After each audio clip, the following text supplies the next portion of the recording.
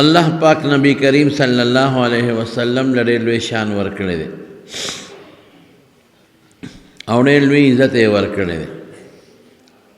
پیغمبران ټول د الله مقدس بندگان دي او الله د دې ټول امت او د انسانیت د پیریانو انسانو دواړو د هدایت لپاره لېږلي دي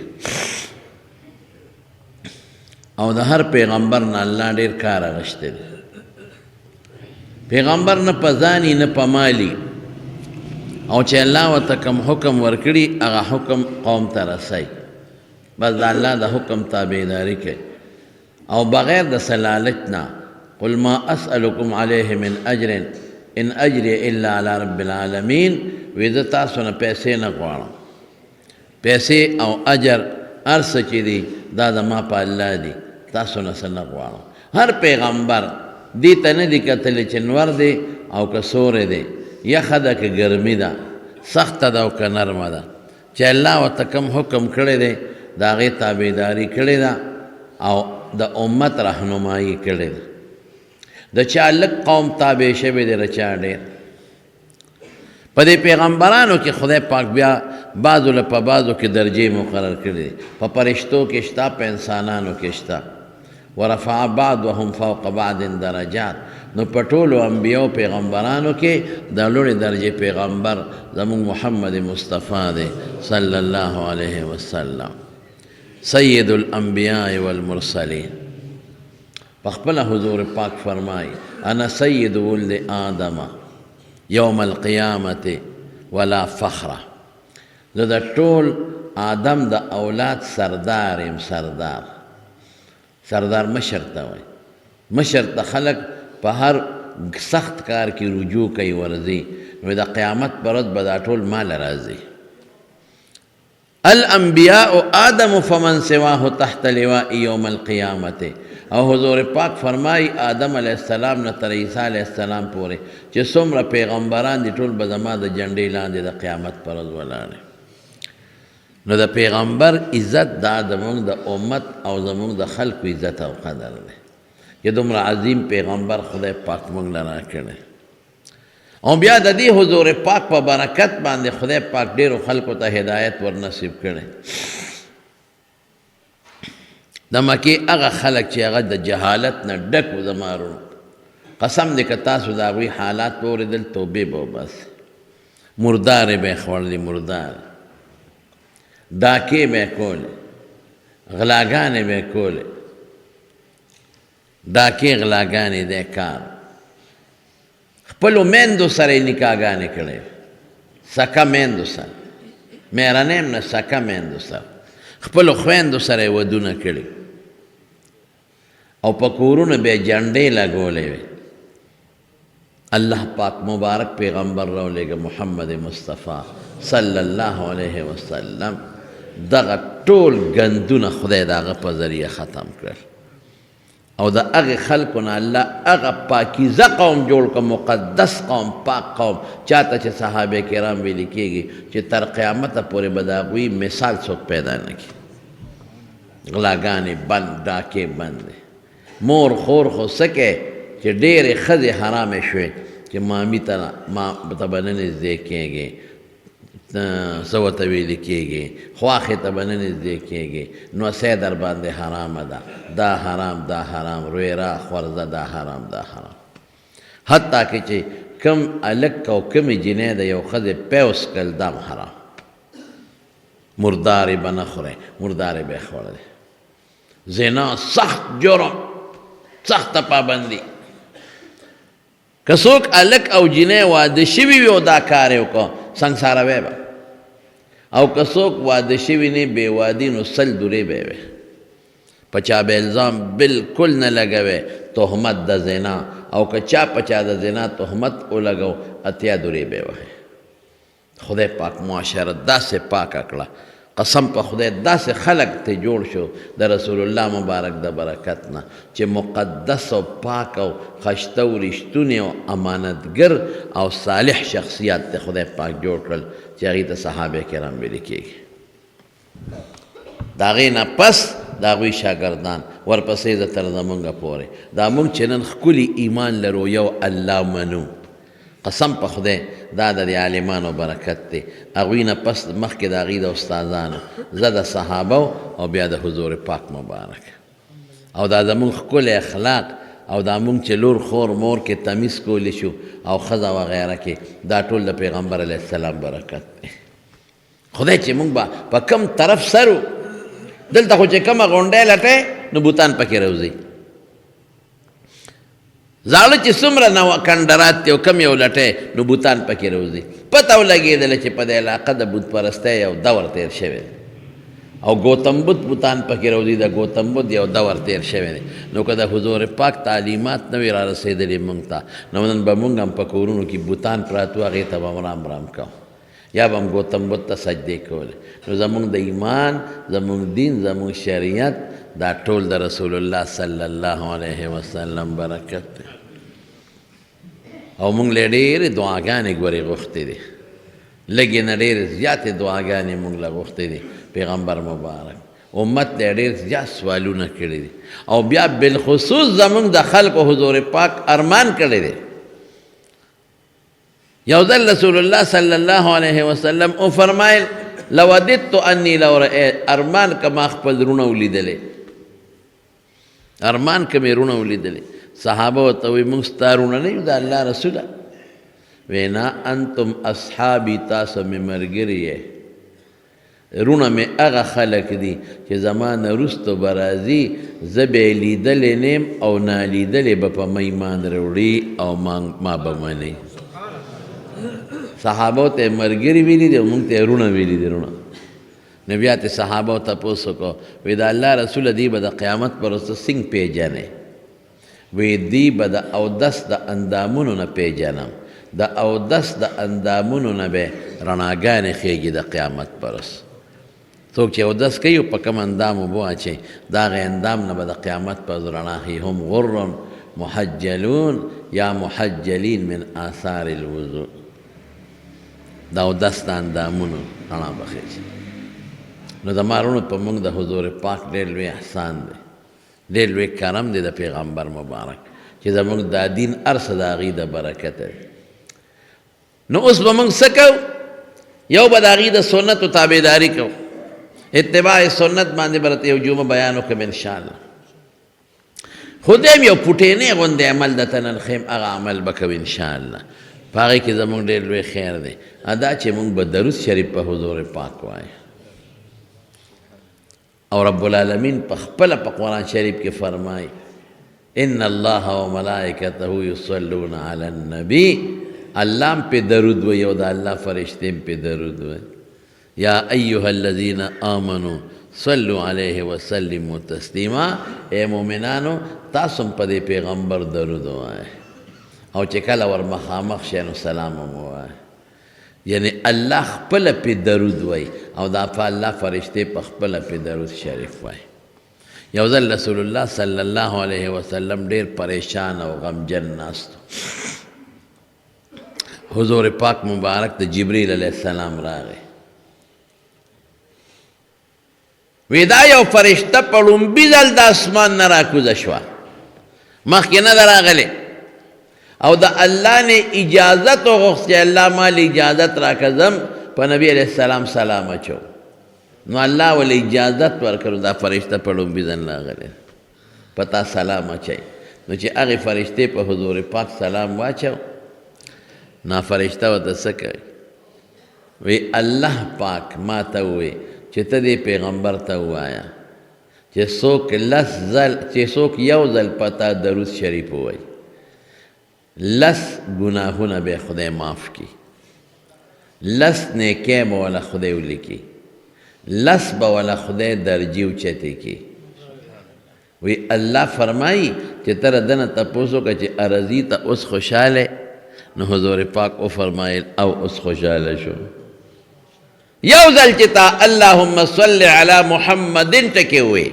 یو ځل بس لس نیکی لس رحمتونه خو درته راغلل او لس ګناهونه دې ورجېدل لس نیکه، لس رحمتا، لس گناهونه دی رجلی کېږي، لس مرتبې دی بلندېږي. د درود شریف ډېر لوی برکات دي صاحب. زمونږ د دې درود شریف یو کتاب یو عالم لیکلی دی دلایل الخیرات،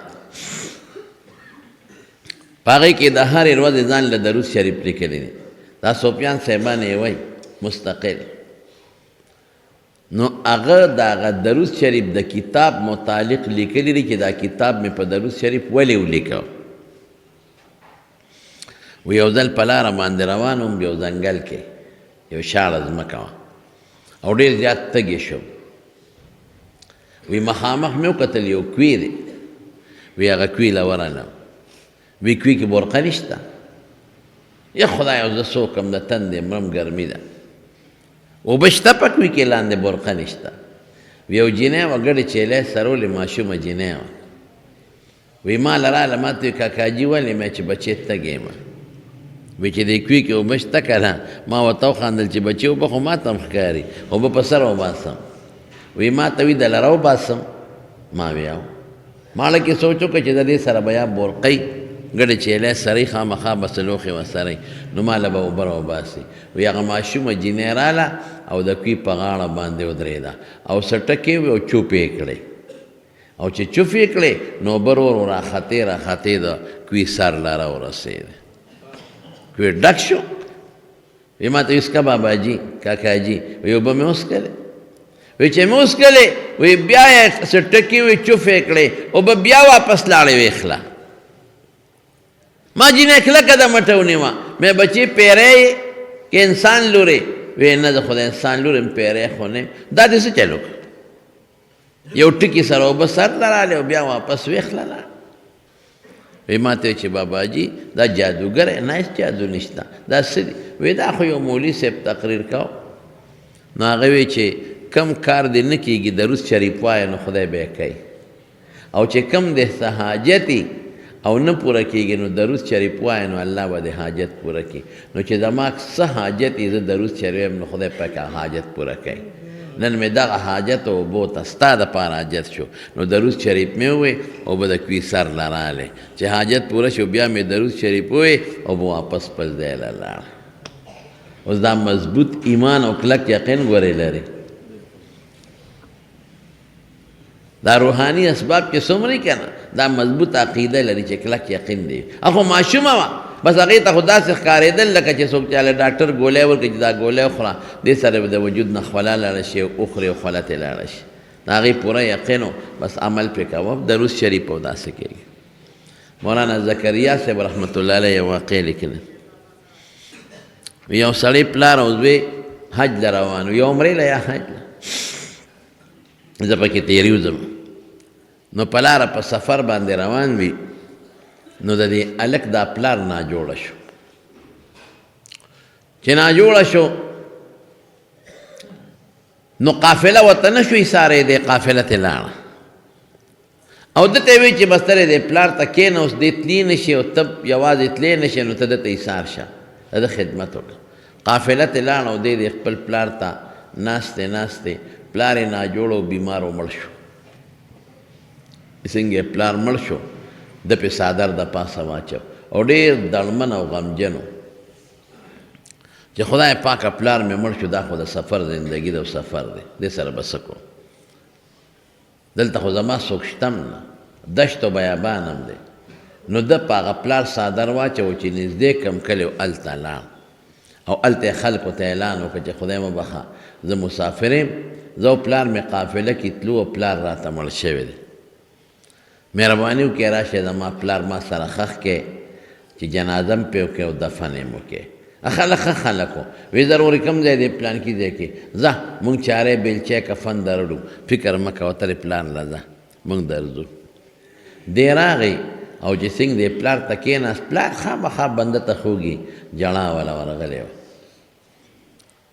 نو د پلار د مخ نه هغه څادر لر کا پلار ته ګوري، نو چې څادر یې لر کا پلار ته یې وکتل، د پلار مخ یې د خر ګرځېدلی، مخ یې بدل شوی.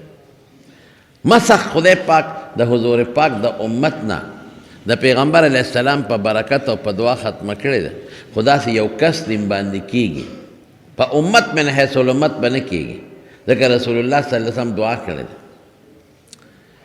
چې څنګه مخ د خر شوی دی د فوراً په څادر د پاسه اچولی دی او په د دومره هیبت راغی چې دی بېهوشه شوی دی، چې دی بېهوشه شو پرېوته. یا خدای پاکه دا څه شو؟ اوس په خوب کې دی ویني، په دې بېهوشۍ کې چې دی وده دی په دې کې دی ویني چې نبی کریم صلی الله علیه وسلم دی او ګڼ شمېر ملګري دي ورسره. حضور پاک مبارک دې سړي ته وایي ملګري ولې پریشان یې؟ وایي د الله رسوله پریشانه په دې چې مونږ روان وو حج له یا عمرې له او پلار مې دلته راته مړ شو، دغسې دې خلکو له لاړم چې راشه د ما پلار را سره ښخ کړې، د ما د پلار مخ بدل شوی دی.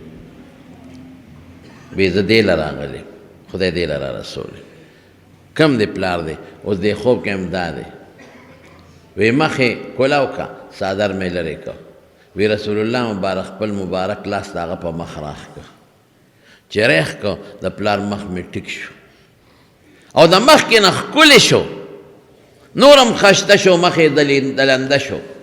ډېر زیات خوشحاله شم او رسول الله مبارک ته وایم د الله رسوله تا خو ما سره ډېر احسان وکړه، ځکه چې دا خلک اوس راځي جنازه پې کوي، دا خلک به څه وایي چې دا موږ تا خر له راوستو که انسان له دې راوستو. تا ته څه پته ولګېده چې ته رالې؟ واوره وی ستا د پلار به روزانه په ما درود شریف وی او فرشتو به هغه درود شریف ما له را رسول. او دا ګورې حدیث کې راځي ښه من صلى علی عند قبری سمعته ومن صلى علی نائیا ابلغته. حضور پاک فرمایي چې چا زما د قبر په خوا کې په ما درود شریف وی زه ډایرک په خپله اورم، او چې څوک د لرې ځای نه وی نو هغه ما ته را رسولی شي، فرشتې را رسوي. او بل حدیث کې راځي ان لله ملائکة سیاحین فی الارض یبلغونی عن امتی السلام. دا الله فرشتې په دې مخ د ځمکه ګرځي او چې څوک په ما سلام وایي نو هغه فرشتې ما له را رسوي. او بیا څنګه یې ور رسوي؟ فرشته لاړه شي ورته وایي فلانکي د فلانکي زوی نن پتا دومره درود شریف ویلی دی، فلانکی د فلانکی زوی نن پتا دومره درود شریف ویلی دی. باقاعده فرشتې ورته د پیغمبر مبارک هغه درود شریف رسوي. هسې وروڼو تاسو ته یو خبره د درود شریف فضیلت خو په خپل ځای دی، خو زه اکثر طالبانو ته دا یو خبره کوم او تاسو ته هم ویم، زه هم د درود شریف د برکت نه ستا نوم د پیغمبر مبارک خوا کې روزانه اخیستلی کېږي، ستا د پلار نوم هم اخیستلی کېږي. تا چې درود شریف ووایې نو فرشته یوسي نو پیغمبر مبارک ته څه وایي؟ وایي پلانکي د تورنګزو د کلي د پلانکي زوی نن پتا دومره درود شریف ویلی دی. نو رښتیا ووایه چې پیغمبر مبارک ته دا پیش چې نه به خوشحالېږي او که به نه خوشحالېږي او تاله به دعا کوي او که به نه کوي. نو غټه فایده د درود شریف دا ده. ثوابونه خو یې په خپل ځای دي هغه نیکي، خو د درود شریف غټه فایده د ټولو نه مضبوطه فایده دا ده چې د درود شریف د برکت نه به ستا او ستا د پلار نوم روزانه د حضور پاک مخکې اخیستلی کېږي. نو ستا د پلار درود شریف به روزانه را رسېدل. وی نن هغه فرشتې د نورو خلکو را رسول او ستا د پلار پکې رانله. وی ما دې تپوس وکړو چې د فلانکې علاقې یو سړی و اخوري ګولر روزانه په هر ټیم کې ما درود وی او را رسېږي، نن خو د هغه درود را ونه رسېده. وی فرشته وی چې خو مړ شوی دی او تا ته محتاجه دی. وی مې چې ما ته څنګه محتاجه دی؟ وی د هغه شکل بدل شوی دی. نو وی زه خدای دلته تاله راوستم چې زه ورسره مدد وکړم، امداد ورسره وکړم. دې کې ګورې ډېرې عبرت دی زما وروڼو. هغه وایي چې دا بېهوشۍ نه راویښ شوم او مې کتل د پلار مخ مې ټیک شوی او د مخکې نه نور هم خشته و. د زما وروڼو درود شریف ډېر لوی برکات دی. خلک د دې ځای نه دي لاړ شي په مسجد نبوي مبارک کې لمونځ وکړي، حج ته لاړ شي د بیت الله، مسجد نبوي مبارک ته لاړ شي هلته لمونځ وکړي او بیا ورشي رسول الله صلی الله علیه وسلم ته مخامخ ودرېږي او په حضور پاک درود او سلام وایي. ډېر خوند کوي ډېر. وګورې داسې بدقسمته پکې شته دی. دا ګورې په جومات کې ناست یم، دروغ درته نه وایم او دروغ ګناه هم ده. یو سړي نه مې تپوس وکړو، هلته تلې عمرې له تلې عمرې له د تلو ورځې وه او په پیغمبر علیه السلام درود شریف سلام له نو تلې. لکه ته مسجد نبوي ته مانځه له نه تلې؟ وی تلې م، مونځ مې پکې وکړو. نو ته سلام له نه ورغلې؟ وی نه نه م ورغلې. مې ولې؟ وی ډېر لوی رش دی نو. وی د خدای سپېره، د خدای سپېره اوس درته دلته کې 1000 روپۍ نیسمه چې لکه زر درویش یم چې ګورم چې په دې رش کې ورپسې را ټوپونه وي که ورپسې نه وي. سپېره دا ستا کار دی، رش دی. دومره ورځې دې تېرې کړې ته حضور پاک له سلام له ورنرلې.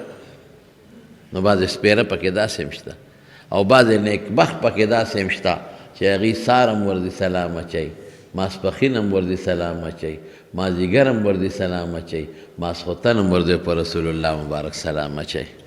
او رسول الله صلی الله علیه وسلم په خپله فرمایي چې ما باندې څوک سلام واچي دی اورم. نو صحابه دې تپوس کوي وقد بلغت، الله رسول ستا وجود خو به خوري شوي، ته به زمونږ سلام څنګه اورې وجود به دې خوري شوي، ځکه مړی خو چې قبر کې کېدې خوري شي. نو حضور پاک او فرمایل ان الله حرم على الارض ان تأكل اجساد الانبیاء، الله په ځمکه حرام کړي دي چې د پیغمبر غوښې به نه خورې، د پیغمبر وجود به نه خورې. فنبی الله حی یرزق، د خدای پیغمبر په قبر کې جمدی دی روزي ورته میلاویږي. نو هلته بیا مخامخ لاړ شي او خلک سلام وایي او درود وایي. هلته هم ډېره بېادبي نن سبا کېږي، ځکه قانون دا دی چې د حضور پاک مخې ته ودرېږي نو ډېرې چغې به نه وي. لا ترفعوا اصواتکم فوق صوت النبي، دا پیغمبر د آواز نه آواز نو چته ډېرې چغې به نه وي. ان الذين يغضون اصواتهم عند رسول الله اولئك الذين امتحن الله قلوبهم للتقوى لهم مغفرة ورزق کریم. هلته کې دا آیت د جنګلې مبارکې د پاسه لیکلی دی، د پیغمبر علیه السلام د ادب او د احترام دا آیاتونه په جنګلې د پاسه لیکلی دی. نو هلته به خاموش ولاړې ودرېږه، الصلاة والسلام علیک یا رسول الله. او دا به په خپل زړه کې راولي چې پیغمبر مبارک علیه السلام او چوم دلته نو دی اوري. الصلاة والسلام علیک یا حبیب الله، الصلاة والسلام علیک یا صفی الله، الصلاة والسلام علیک یا خیر خلق الله. داسې د پیغمبر مبارک نور صفتونه هم دي پکې. کوشش پکاري چې ډېر وخت هم وانه لئ چې نورو مسلمانانو ته تکلیف هم ونه رسوي او چغې مو نه وایي او شور هم نه کوي. او ډېر خلک هلته لګیا دي ویډیو کیمرې ریستي او تصویرونه وباسي. په تصویرونو خو پیغمبر ډېر زیات خفه کېږي، تصویر ګناه ده. زمونږ هم د دنیا خلک وباسي تصویرونه، لیکن تصویر ګناه. او بعضې خلک پکې داسې بل ورځ زه ګاډي ته ختېدم، یو هلک راغی یو تصویر در سره وباسه. مې بچې تصویر ګناه ده. وی برکت له وباسم، ګناه برکت لکې برکت له وباسم. ما وی ګناه ده پکې بچې، وی برکت له وباسو. ټول هلته کې په حرم مبارک کې خلک ناستي ویډیو کیمرو سره ویډیوګانې جوړي او یو بل له تصویرونه وباسي. نو د حضور پاک مبارک د قبر مبارک سره خوا کې تصویر سازي کول او ویډیو جوړول دا ګناه ده، دا ناروا دي. او هلته څوک چغې وباسي نو چغې به هم نه وباسي. په ډېر اطمینان او په ادب به په حضور پاک سلام واچي. او بیا چې یو قدم ورمخکې شي نو د حضرت ابوبکر صدیق رضی الله عنه مخ دی، هغې ته یو سوړه مخامخ ده، نو په هغې به سلام واچي. هغې باندې به صلات نه وی، صرف سلام به چې السلام علیک یا ابا بکر یا صاحب رسول الله صلی الله علیه وسلم یا رفیق رسول الله صلی الله علیه وسلم فی الغار. دا هغه چې کوم صفتونه دی به وکړي. او چې یو قدم ورمخکې شي نو بیا یو بله سوړه د حضرت عمر فاروق رضی الله عنه مخ ته ده، نو په هغه به سلام واچي، د هغه به هم صفتونه وکړي. بیا خلک لږ مخکې شي مواجهه شریفه، نو قبلې ته مخکې د الله نه سوال کوي، د حضور پاک نه به سوال نه کوي، د هېچا نه به هم سوال نه کوي. سوال به په دې ټولو څیزونو کې موږ د چا نه کوو؟ الله نه به کوو. الله ته به ودرېږي او قبلې ته به مخکې نو د الله نه به سوال وکړي. نو هلته ډېر خلک دي او سلام اچي او ډېر خوند کوي هغه ځای کې سلام. خو دا پکې شرط دی چې په هغوی سلام اچي نو بیا به ورسره په دواړو شیخینو په حضرت ابوبکر او په حضرت عمر په هغوی به هم سلام اچي. زمونږ د صاحب د مرقات یو واقع لیکلې ده، ملا علی قاری لیکلې ده، برته نه اشعة اللمعات کې شیخ عبدالحق دهلوي رحمت الله علیه لیکلې ده. دا د مشکات شریف محشي دی. و یو سړی هغه به مدینې منورې ته راته او په نبی علیه السلام به سلام اچو، ښه سړی او د هندوستان. نو یو کال حج لته دی د ابوبکر او د عمر رضی الله عنهما مناقبو کې لیکلې ده، تاسو یې کتی شي. نو اوس هم چې څوک حج ته ځي نو دوستان وله راغونډ شي، نو هغه حج لته نو یو دوست بل دوست نه یې تپوس وکړه تا له سره وړم ستاسو سوال جواب دی. نو یو دوست دی نو هغه داسې خراب سړی و، د صحابو پسې به بد رد وی.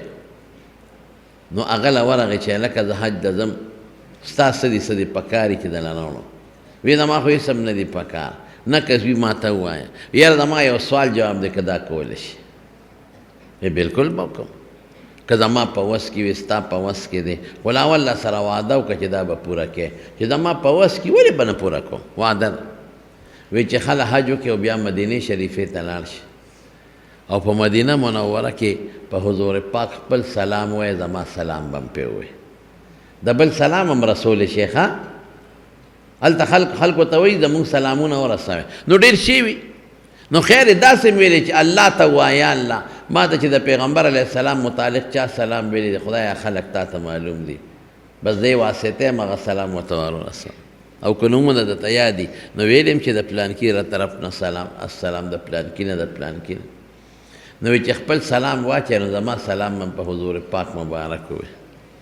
نو بیا به ورته دا سوال جواب وکړي چې زما هغه دوست د هندوستان د پلانکي کلي وایي چې زما ستا ملاقات ته ډېر زړه کېږي، خو تا سره خوا کې دا دوه کسه پراته دي ابوبکر او عمر چې دا ستا دشمنان دي، دا ستا دشمنان دي، د دوی د وجې دله نه راځم، دا مې په سترګو ښه نه لګي.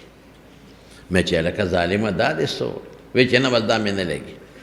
مې چې دا خو زه نشم دا سوال جواب رسولی. ای ما ته ویل تا خو ما سره وعده کړې ده، دا زما دا سوال جواب ته ورسوه. وی چې حج مې وکړو او مدینې شریفې ته لاړم او په مدینه شریفه کې حضور پاک مبارک ته ودرېدم او خپل سلام مې ورسوم. نو دغه سړي سلام مې په پیغمبر علیه السلام ووایي. وی مې چې راشه پښتانه خو وایي چې هلکه ستا د چا وجلې نه دی، نقل کفر نه باشد، دا خو زه نقل کوم. ما وی د الله رسول زما یو دوست دی او پلانکې د پلانکې زوی دی او د هندوستان د پلانکې کلی دی او په تا سلام وایي او د سلام نه پس وایي چې زما ستا ملاقات ته ډېر زړه کېږي چې دله راشم، خو د ابوبکر او د عمر د وجې دله نه راځم، دا زما هم دشمنان دي او ستا هم دشمنان دي.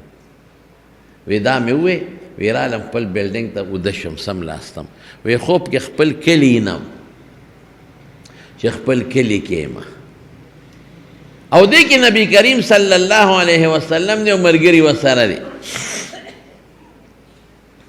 او دغه دوست مې ولاړ دی. وی حضور پاک ما ته وایي په دې خوب کې فرمایي چې دا سړی چې تا ته وایي چې د ابوبکر او عمر د حضور پاک دشمنان دي. مې چې او صاحب دا سوال جواب راته ده کړی. وی نبی علیه السلام حضرت عمر ته اشاره داسې وکړه په ګوتو، په خولې هغه ګونه کې په ګوته اشاره وکړه. وی عمر صاحب سره توره د ور مخکې شو او پټس یې ترې سټو او سټ یې تی خوا غورځو تنه یې دې خوا پرېوته. وی زه د خوب راویښ شم، وی ما د خوب دا تعبیر وویسته چې یاره دا سړی خراب سړی دی او حضور پاک په د خپلو ملګرو خفه شو، نور د حالاتو نه نیم خبر. وی چې د حج نه واپس رالم خلک ټول مبارکۍ له رالل، وی دغه اشنا مې رانغی. وی چې میلمانه لږ په قلار شو نو زه یې لاړم کلي ته چې ما دا دوست بیمار به چې ما له رانغی نه کلي لږ بیرته وی چې زه ورغلم دروازه مې وواله، ښځې اواز راکړه څوک یې مې زه پلان کیم د حج نه راغلی یم خو زما هغه دوست ما له ملاقات له رانغی، رالم که ناجوړی چې دې تپوس وکړم. وی هغه دروازې ته شو، ما په ژړا شو چې هغه خو مړ شوی دی.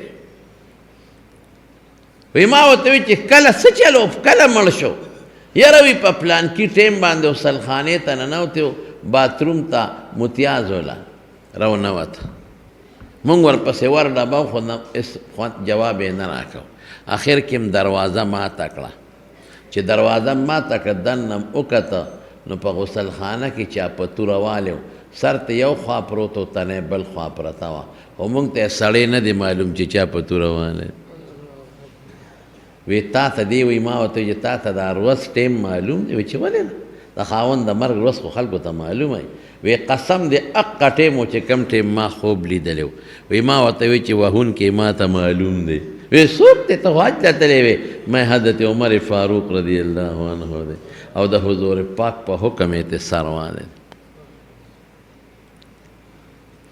او مفتی محمد شفیع صاحب رحمت الله علیه یو کتاب د کشکول علمی کشکول معرفت هغه کې یو واقع لیکلی درته حواله درکوم هغه کې لیکي چې یو سړی په مدینه منوره کې اوسېده ډېر نیک سړی و حج له به ته خو وخت به یې تېره پخوا به دا خلک لاړل نو مدینه منوره کې به ډېر ټیم تېره اوس خو هغه وختونه څوک نه تېروي او نه تېرولی شي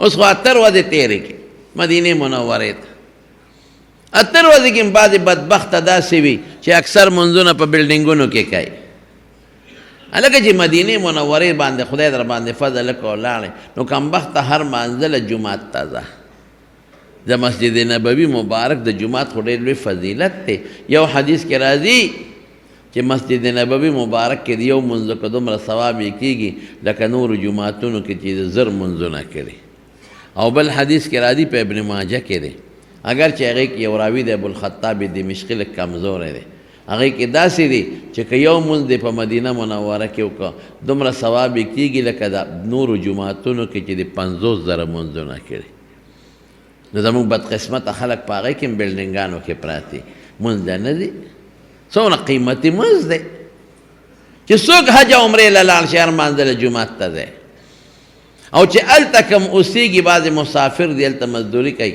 د چا دکانونه دي څوک مزدورۍ له تلي هغې ته هم دا وایم چې کوشش کوئ چې کله د خپل کار نه اوزګار شئ نو سار خو ټول اوزګاري خلک که نه نو سار هر سار مانځله مسجد نبوي ته ځئ قسم دی که دا وخت په ګوتو راځي ګوتې به مروړي چې پاکستان ته راشي بیا به لاړ نه شي او ماسخوتن هم ټول خلک اوزګاري نو سار او ماسخوتن دا 2 منځونه خو پکې کولی شي نو زه مسافرو ته هم ویم که ګاډی درته میلاویږي په ټکسي ځان له کوئ 4-5 کسه خو حرم ته ځئ منځ پکې کوئ او یوازې د حرم جومات نه دی هغې کې مبارک ځای نه دی ریاض الجنه دی روضة من ریاض الجنه حضور پاک ورته جنت ځمکه ویلې ده هغې کې مقدس ستنې دي یو ستن ده استوان عایشه ورته وایي د هغې متعلق عایشه بیبي فرمایي وایي ما ته حضور پاک فرمایلي و چې دا ځای راته ښولی و چې که خلکو ته د دې د فضیلت پته ولګي د جګړې به یو بل سره وکړي مې چې ما ته ځای وښایي نو ځای هغې ته ښولی و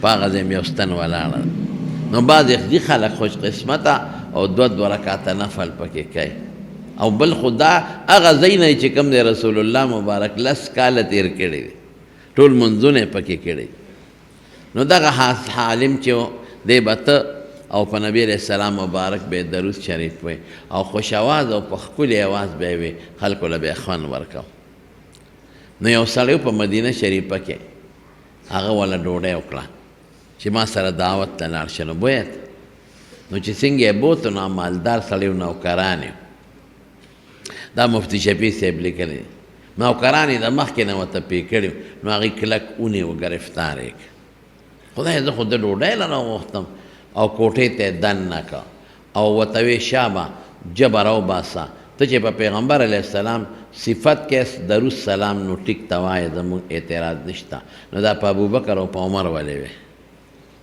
جبه یې ترې راوویسته ولې یې پرې کړه وایي په دې ژبه تا د هغوی صفتونه کړي دي یو سواله چې دله یې جوړه کړي هغه سړي ته خو پته وه چې ژبه پرېږدي دونه وینه چې سړی جم دی پاتې کړي دله یې ژبه لاس کې ورکړه رامنډه یې کړې د دروازې مخې ته پرېوت بېهوشه شو وینه تتله بېهوشه شو دی وی په دې بېهوشۍ کې نبی کریم صلی الله علیه وسلم مې ولیده وی ما ته وی چې ولې جاړې مې ستا د دې ملګرو په صفت کې زمانه دا د ژبه لاړه وی حضور پاک راته وفرمایل راکړه دا ژبه دی اوس بېهوشه دی وده دی وی وله مې ورکړه وی خوله کولاو کړه وی خوله مې وازه کړه وی هغه ژبې هغه مونږ ژبې پورې یو ځای کړه وی کوه خبرې وی چې خبرې به شروع کړې ټیک شوم او راویښ شوم بالکل ټیک لکه چې ژبه باندې مې داغ نه او تکلیف نه اوس خو ډېر خوشحاله شوم رالم ښه شوق سره مې بیا درود سلام مې په حضور پاک او په دواړو ملګرو وی بل کال بیا لاړم حج له وی په ډېر شوق لګیا وم وی یو سړی راغی ما ته وی چې دعوت ته لکم مې چې ډېره ښه وی ما ته شاګردان وی چې داسې دعوتونو پسې ګرځه بل دلته نه ژبه پرې شوه څوک به دې مړ کړي وی مې چې زما د ایمان دی که نه چې که زما نه خدای پاک څوک ما نه د حضور پاک او د هغه د ملګرو په وجه سرم پرې کړي نو ماله به خدای یو ځای کوي زما خو یو یقین پیدا شو وی چې بویتلم په حقه کور یې وردن نه کړم چې په روز کال کم کور کې ما سره لانجه شوی و لږ خو د ګبراو شوم ګبراهټ راغی وی چې څنګه ورغلم وی هغه سړي زما ډېر قدر وکړو ډېر عزت یې وکړو لږ نه ډېر او بیا یو کوټې ته بوتلم وی راشه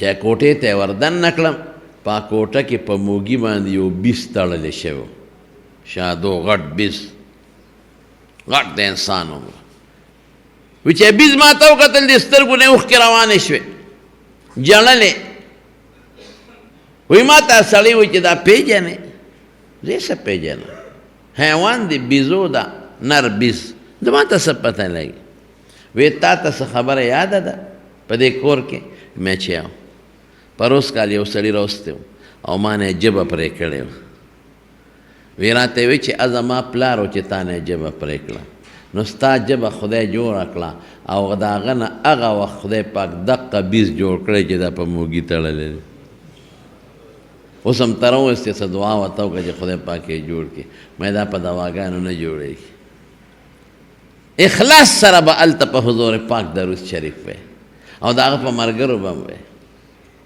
او د بقي مقبرې ته به هم ځي د بقي په مقبره کې 100,000 نه زیات صحابه کرام دفن دي د 100,000 نه زیات او احد ته به هم ځي په احد کې تقریبا 80 صحابه کرام دفن دي څه خو خیر ته بیا مدینې ته راوړلی شوي هم دي خو تقریبا 80 او بیا په ټولو کې جلیل القدر صحابي د حضور پاک تر حضرت حمزه رضی الله عنه دی هغه سره 2 ملګري په یو ځای دفن دي او یو دی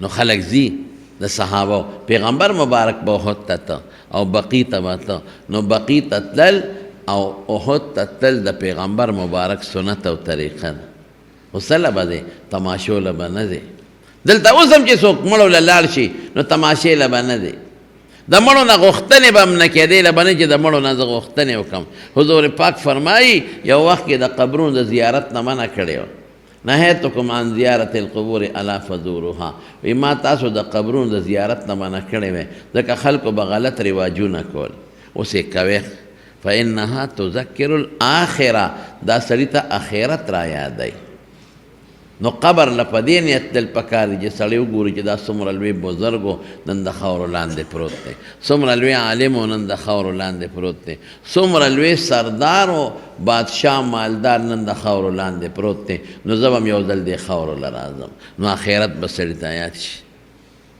نو هلته خامخا خلک د بقي مقبرې ته ځي او جنت المعلا ده د مکې مکرمې مقبره هغې کې هم څه بعضې صحابه او دفن دي خو پته نه لګي او یو د حضور پاک بیبي ده پکې حضرت خدیجه رضی الله تعالی عنها د هغې قبر معلوم دی خلک ورته ورځي اگر چې اوس حکومت هغې ته دروازه بنده کړې څوک دننه نه پرېږدي خیر خبره مې دې پورې کوله چې په رسول الله صلی الله علیه وسلم چې هلته نو درود شریف پې مخامخ وایه او چې دلته نو بیا دلته هم درود شریف وایه نو فایدې د درود شریف ډېرې زیاتې دي د درود شریف فایده ګورې حضور پاک ته نه رسي مونږ ته رسي یو حدیث دی د رسول الله صلی الله علیه وسلم ان اولى الناس بي يوم القیامه اکثرهم علی صلاة وی چې څوک په دنیا کې په ما درود شریف ډیر وای نو د قیامت پر ورځ ما ته ډیر نږدې وای.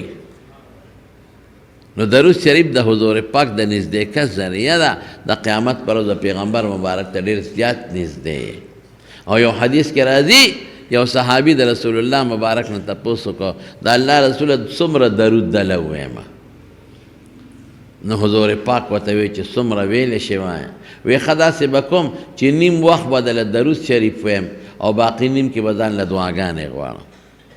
وی ډېره ښه ده خو که د دې نه دې م زیاتوالی وکړه نو ښه به وی ښه دوی سې وخت به تا له درود شریف ویم یوی څه به دعا ځان له غواړم. وی ډېره ښه ده خو که د دې نه دې م زیات درود ووی نو ښه به وی ښه د الله رسوله به ټول به تا له درود ویم او ځان لاړو دعا نه غواړم. نو حضور پاک ورته څه وی بلکل ټیک ده الله دې په دعا خبردار دې دعا به دې خدای قبوله کړي او غم به دې خدای ختم کړي. نو درود شریف چې څوک وایي غمونه هم پرې ګورې ختمېږي.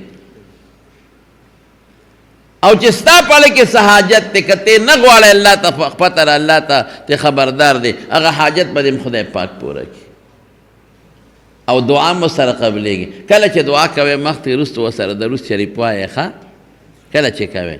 یو صحابي دعا وکړله حضور پاک ورته وی ایها المصلی قد عجلت منګزاره تلواره دې وکړه. نو وی د الله رسول څنګه وکم؟ وی چې کله سوال وکې او دعا کې نو بیا په آخر کې په ما درود شریف ووایا نو خدای به دعا قبوله کړي. د دعا دپاره درې آداب په ذهن کې کښېنوي. آداب خو ډېر زیات دي خو درې. لومبی د خدای حمد وایې کله هم چې دعا کوې چې نور څه نه یاد دا خو درته یاد دي چې الحمدلله رب العالمین دومره پورې م وایې د خدای حمد. بیا ورپسې درود شریف وایې. درود شریف پسې بیا د خپل اخلاص نه د زړه نه دعا کوې او په آخر کې بیا درود شریف وایې دعا به قبلېږي که خیر انشاءالله. نو درود شریف وایې ښه. بعضې خلکو یو پروپیګنډه کړې ده وایي په ناسته به وی په ولاړه به نه څوک وایي لکه په ولاړه دی دا پلان کې بیماري په کونډی به دې وایي خوږېږي. مې نن سبا خود هر چا کونډی خوږېږي. نو بس بیا به هر سړی وایي چې دا جوړ ما درود شریف په ولاړه ویلي ځکه مې کونډی خوږېږي. دا غلطه ده. دا د درود دشمن دی ظالم. آداب په خپل ځای دی درود شریف. آداب یې دا دي چې ښه یک طرف ته یکسو کښېنه او قبلې ته مخ کو چې هېڅوک هم نه نو درود شریف ووایه. د آداب دي ښه خبره ده. لیکن هر وخت کې درود په پیغمبر مبارک وایه. یو دای چې کوم وختو کې منع نو هغې کې مه وایه. لکه په اودسمات کې نه ذکر کولی شي نه درود شریف. غسلخانه کې نه ذکر کولی شي نه درود شریف هغې کې مه وایه. چې بربنډې مه ذکر کومه درود شریف وایه. نور یو ټیم چې د نه پاتې نه شي په هغې کې په روانه کې مو واړه په ګرځېدو کې مو وایه په حضور پاک درود شریف. الله پرې ډېر زیات خوشحالي. ښه اوس د تر درود شریف یو څو مسالې چې کله د پیغمبر مبارک نوم واغېستلی شي نومونه یې دوه دي. ښه هسې نومونه خو یې ډېر دي خو دا ذاتي دوه نومونه دي. یو محمد او بل احمد صلی الله علیه وسلم. دې دوو کې چې یو واغېستلی شي نو یو ځل درود شریف واجب دي خامخا به وایه که اونه وي ګناهګار شي. او هغې کې یو حدیث دی د حضور پاک مبارک رسول الله مبارک یو دل د دې ممبر په دې لومبی پوړی قدم کېښود نو وی آمین. نو چې په دویمه کېښود بیا وی آمین.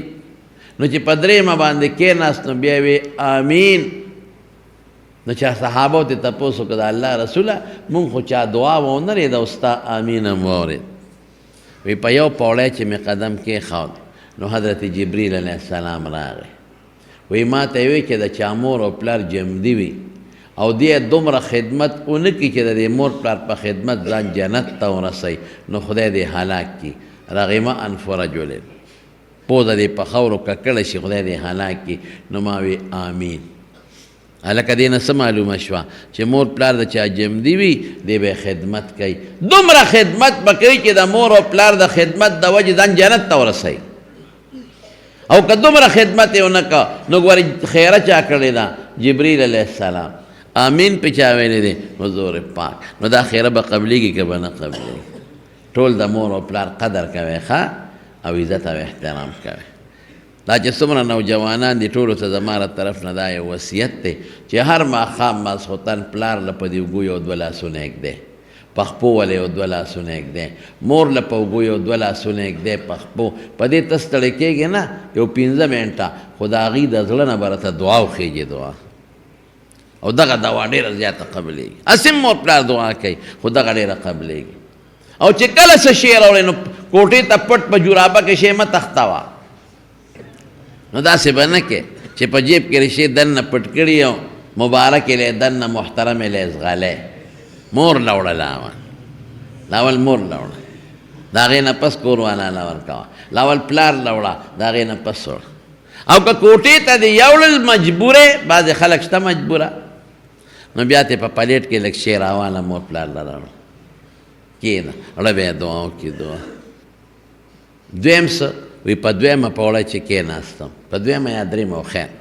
وی چې په چا د رمضان میاشت راشي او دې دومره د الله عبادت ونه کړي چې ځان په خدای وبخي او جنت ته ورسېدی دې خدای هلاک کړي نو رمضان کې به دونه عبادت کوې چې ځان په خدای وبخې که دونه مو نه که نو خیره جبریل علیه السلام کړی د امین په حضور پاک ویلی او په بله پوړه یې څه وی چې څوک ستا نوم د چا مخکې واخیستی چې د حضور پاک نوم او څوک پې درود شریف ونه وایي نو دې دې خدای هلاک کړي